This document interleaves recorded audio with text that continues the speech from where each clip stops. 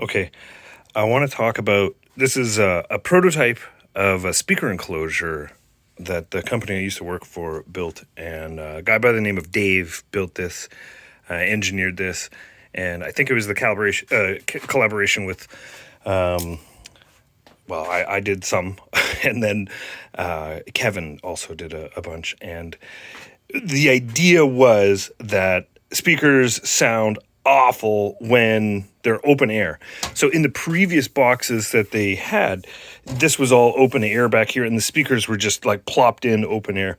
So this is pretty thick aluminum, and this is pretty thick aluminum, and it sits on top of here with my favorite kind of screw. You know, people are like, well, why do you have a favorite kind of screw? I don't think those are them, but I think this one is my favorite kind of screw. So I don't know if you can see the difference between those two screws, but one is 256, and then that one's called undercut. And undercut's it's like a flatter surface, but it's lower, so it actually sits not so proud of the surface. So it's actually got like a flat that fits great. Anyway, very cool stuff. The hardware is just the right way to do it. So why was this cool? So I got the bottom off, but these little speaker boxes were built out of, I think that's 4" by 4". It's a solid piece of aluminum. So it's like a tube. It was like a tube, like a post, and then we just cut it.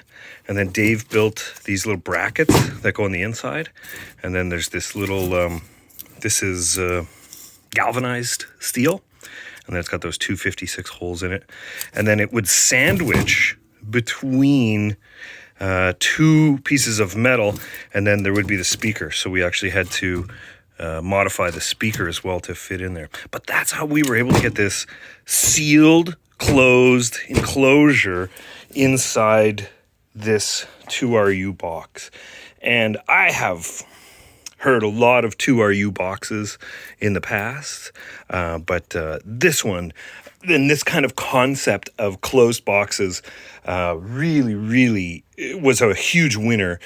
We also had a 1" box that had the exact same mentality, and I gotta say, very proud to have been part of this, and it was a beautiful build.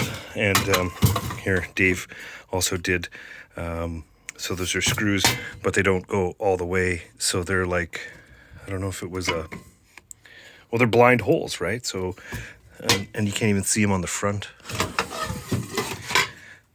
So he must have put in a PEM insert.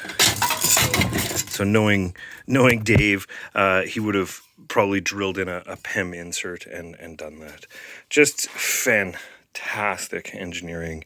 The mechanical things of audio, you don't really think about it too often, but when you think about it a lot, you can do some spectacular things.